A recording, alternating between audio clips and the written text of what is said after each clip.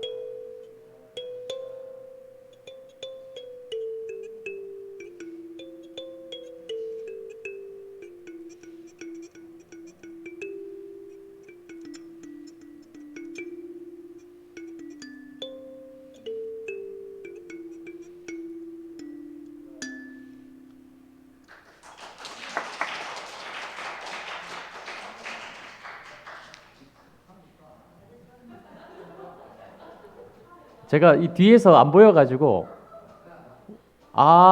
예, 악기 연주를 할게요. 네. 아이고 우리 또 귀한 다음 세대가 숫자가 중요한 게 아니라 한 영혼이라도 이 앞에 서서 하나님께 영광 돌리는 것이 얼마나 감사한 제목인지 모르겠습니다. 내년에는 더 많은 아이들이 나와서 하나님께 영광 돌릴 수 있도록 우리가 함께 힘쓰고 노력하고 기도했으면 좋겠습니다.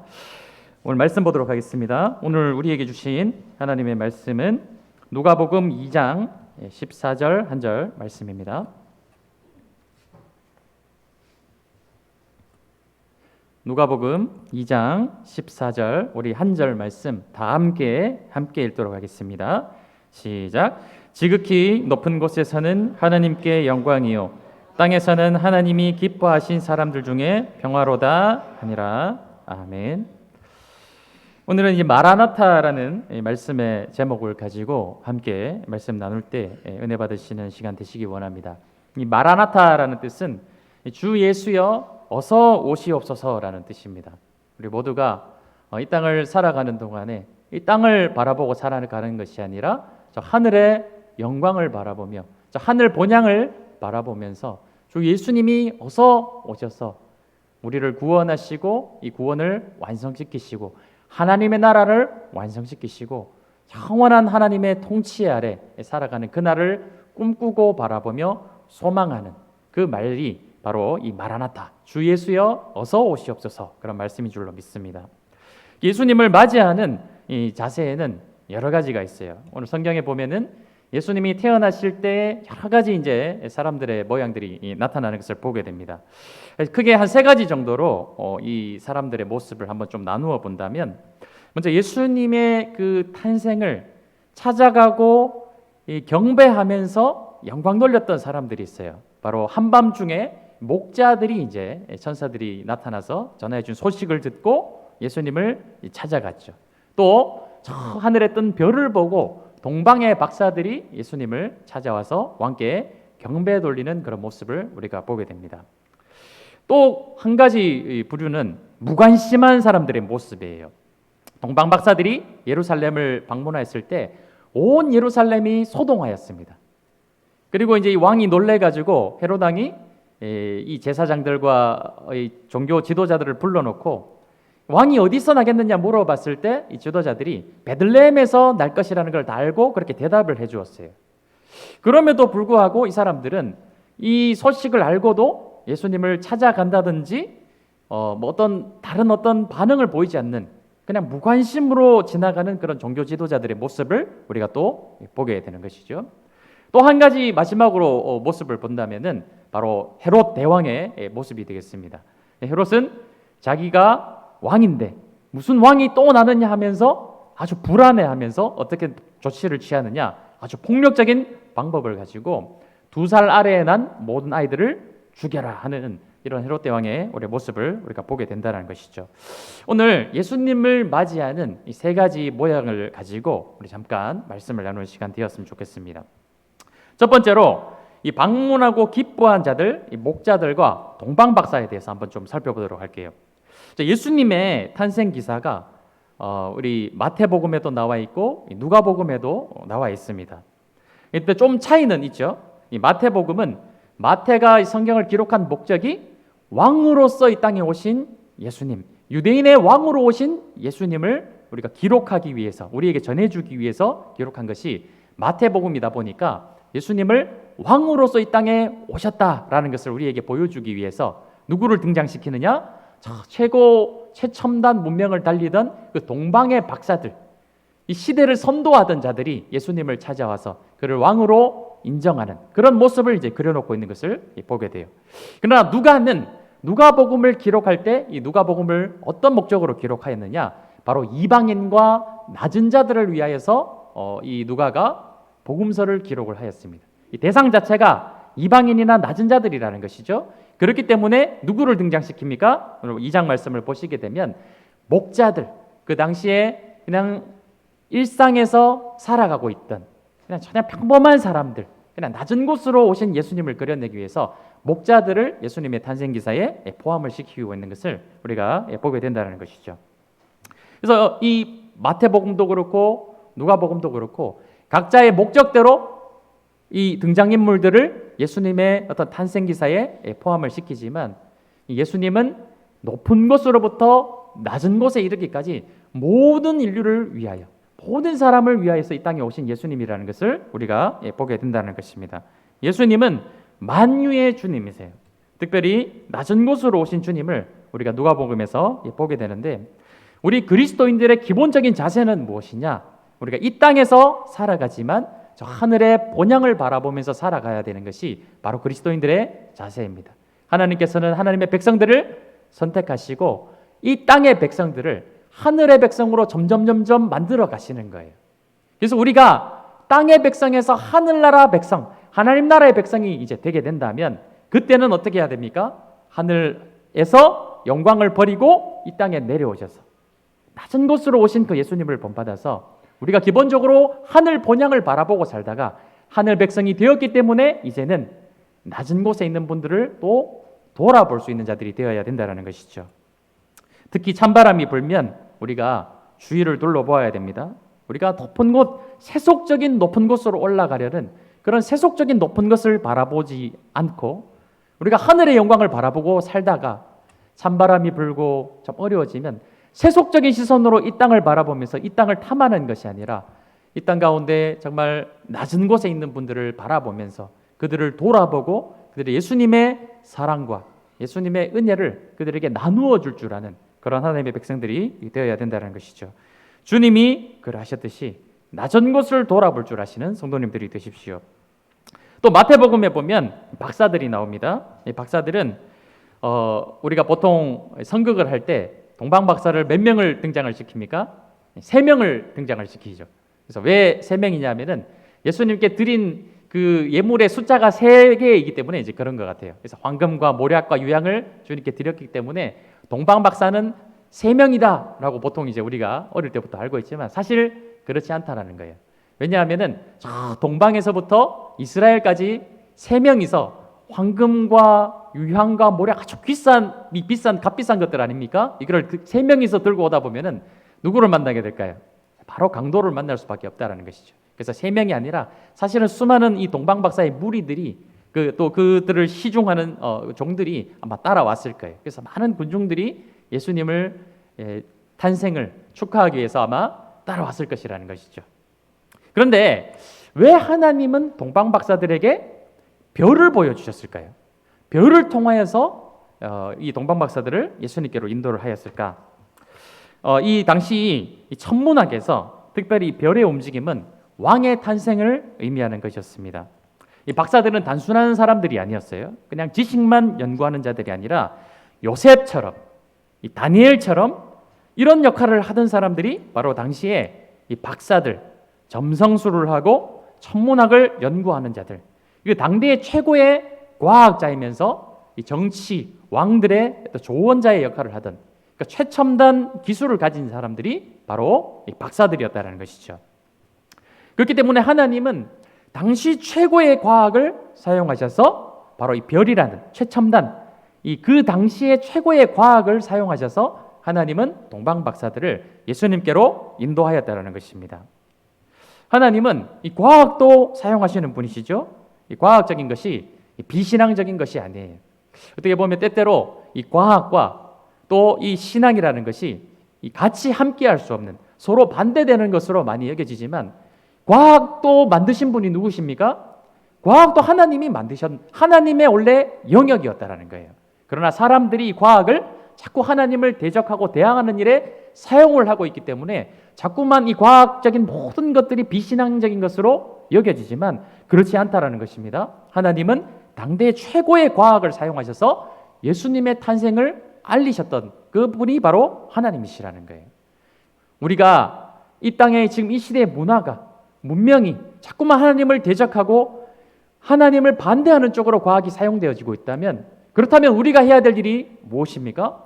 크리스천 과학자들이 많이 나와서 이 사탄에게 빼앗긴 이 영역들을 다시 하나님의 나라로 회복시키는 일에 우리가 앞장서야 된다는 것이죠. 자꾸 과학하면 세속의 것, 세상의 것 하면서 우리가 등지고 멀리 할 것이 아니라 잠깐 내어준 바 되었던 그 하나님의 나라 영역들을 다시 하나님의 나라로 회복시키는 일을 우리가 감당해야 된다는 거예요. 과학도 하나님의 나라 안에 포함된 것이다. 그래서 우리가 다시 가져와서 하나님 안에서 이 과학들을 얼마든지 활용하고 이용해야 된다는 것이죠. 우리 다음 세대들에게 우리가 사명이 있습니다. 그것이 무엇이냐? 바로 잃어버린 것 같이 여겨지는 그 하나님의 나라를 회복되는 일에 우리 귀한 다음 세대 인재들을 많이 우리가 키워내서 그 하나님의 영역을 다시 회복시키는 일 가운데 우리 다음 세대들이 힘쓸 수 있도록 우리들이 그들을 지원해주고 기도해주고 키워내는 일에 힘쓰시는 그런 우리 성도님들이 되십시오. 어쩌면 지금 인터넷이라든지 세상의 어떤 미디어라든지 이런 것들이 우리 다음 세대들이 너무나도 좀 악용되는 것을 보게 돼요. 게임 중독도 있고 막 도박 중독도 있고요. 특별히 요즘 아주 음란한 문화가 이 과학적인 도구들을 사용하여서 이 미디어와 인터넷대로 완전 잠식하고 있는 것을 우리가 보게 되는데 그런 것들을 우리가 내버려 둘 영역이 아니라 이런 최첨단 과학 기술들이 교회 안에서 이것을 따라가지 못하니까 그냥 이거는 그냥 우리가 방치해 둘 것이 아니라 이 모든 것도 하나님의 나라 안에 영역 안에 있는 것이니 이것들을 선하게 사용될 수 있는 도구로 쓸 수 있도록 우리가 이것을 내버려 두는 것이 아니라 다시 정복하는 것이 우리의 사명이라는 것을 잊지 않으시는 성도님들이 되십시오. 이렇게 하나님은 낮은 곳으로 오신 예수님, 목자들을 찾아가게 하셔서 목자들을 부르시고 또 동방박사들을 부르셔서 최고의 당시에 있던 사람들, 높은 곳에서부터 낮은 곳까지 모든 인류를 위한 만유의 주님을 이 땅에 보내셨음을 알리셨을 때 이들은 찾아와서 기뻐하며 경배하는 모습을 보였어요. 그러나 무관심하고 경계했던 자들도 있습니다. 마태복음에 보게 되면 이 대제사장과 서기관들은 예수님의 오신 소식을 알고 어디에 나심을 알고도 그들은 무관심하고 그냥 아무 일도 하지 않는 모습을 보게 돼요. 왜 그러냐? 이들은 이 제사장들, 당시의 제사장들은 이 친로마적인 성향을 가진 그런 사람들이었습니다. 이 로마라는 나라에 돈을 주고 제사장직을 샀던 그런 사람들이었어요. 이미 로마와 또 헤롯과 결탁해서 이 권력을 쥐고 있었기 때문에 이들이, 그러니까 이 유대를 사실은 자기들이 그냥 다 쥐고 있다라고 생각을 하는 것이죠. 그런데 동방박사들이 찾아와서 아기 예수님이 나타나는 막 그런 왕의 소식을 막 이제 전하니까 지금 당장에는 어떻습니까? 그냥 뭐 아기가 나봤자 자기들에게 큰 위협이 되지 않는 거예요. 그래서 그냥 뭐 그런가 보다 하고 내버려 두는 것이죠. 왜냐? 이미 자기들이 다 모든 이 종교 기관들을 다 장악하고 있었기 때문에 지금 당장 나에게 위협이 되지 않기 때문에 그냥 그러든지 말든지 내버려 두는 거예요. 그러나 훗날 이 사람들이 어떻게 변하게 됩니까?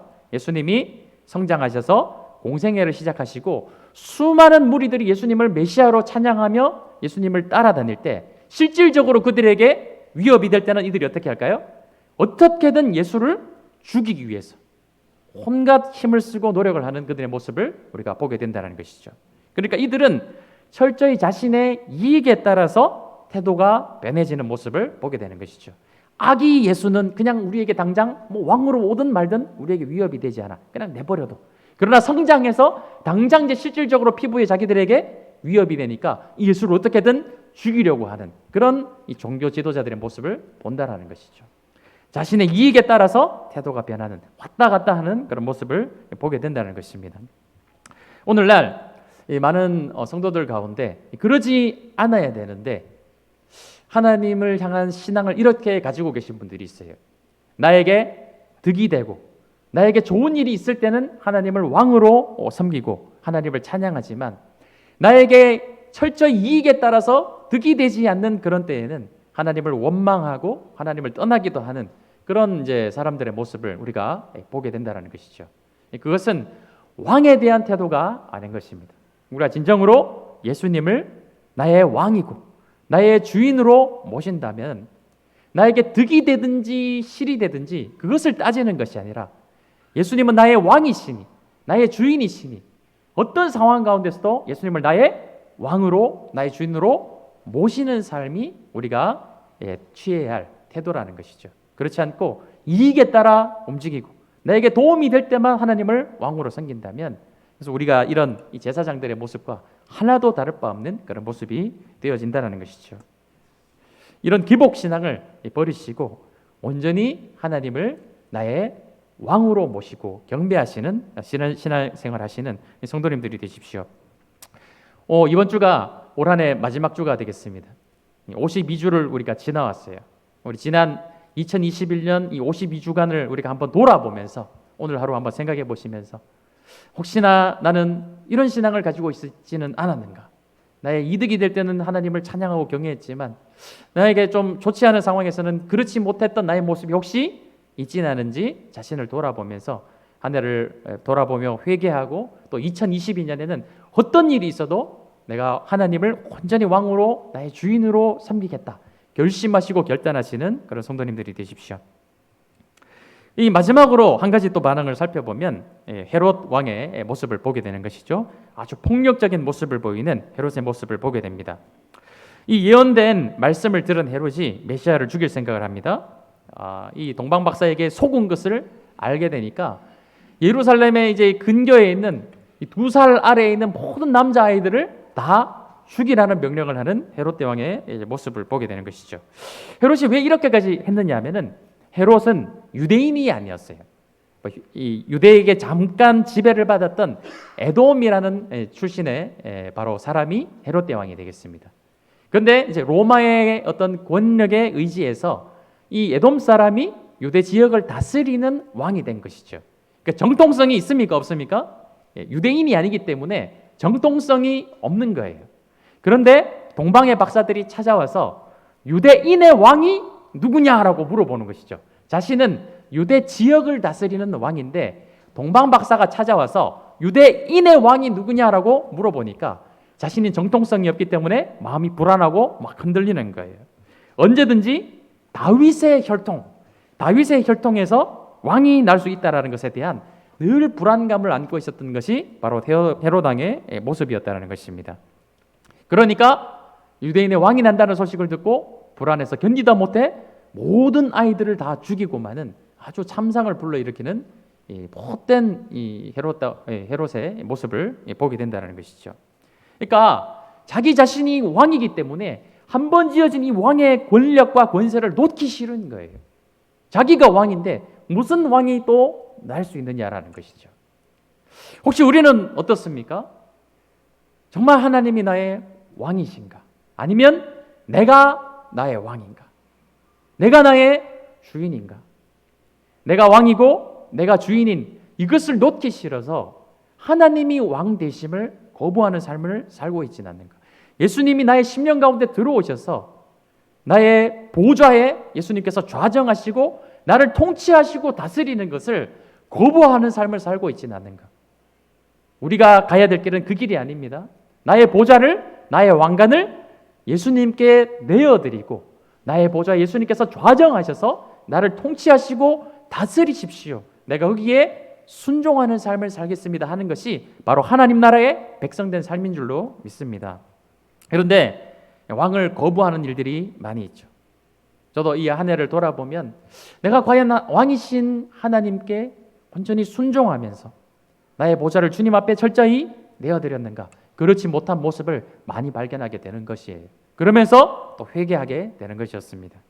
오늘날 이 시대는 남이 시키는 것을 사실 좋아하는 사람은 아무도 없죠. 시키는 대로 하는 것을 좋아하는 사람은 사실 별로 없어요. 시키는 대로 하는 것보다는 내가 내 스스로 뭔가를 막 하는 것을 다 좋아하고 내가 결정하고 내가 모든 것을 좌지우지하는 것을 좋아하지 남이 시키는 것을 하는 것을 좋아하는 사람은 사실 별로 없어서 오늘날 이 시대에 그냥 자유주의의 물결이 완전히 들어와 있는 것 같아요. 그러나 그것은 하나님을 왕으로 섬기는 삶이 아닙니다. 하나님께서 명령하시고 하나님께 순종하는 것이 하나님의 백성된 삶이라는 것을 우리가 다시 한번 기억하시고 나아가셨으면 좋겠어요. 헤롯이 그렇게 예루살렘 근처에 있는 모든 이 2살 배기 아이들을 다 죽였지만 그러나 예수님을 막을 수 있었습니까? 못 막았습니까? 하나님이 예수님을 인도하셔서 애굽으로 잠시 피난시키셔서 다시 돌아오게 하시고 결국은 예수 그리스도가 메시아로서 이 십자가의 사명을 완수하시는 모습을 우리가 보게 되는 것이죠. 이 사람은 절대 하나님의 뜻을 거스를 수 없어요. 헤롯이 온갖 방법을 다 동원해서 최악의 방법까지 사용하였지만 하나님이 인도하시는 그 뜻을 거스를 수 없었다는 것을 우리가 보게 됩니다. 우리는 결코 하나님의 뜻을 거스를 수가 없어요.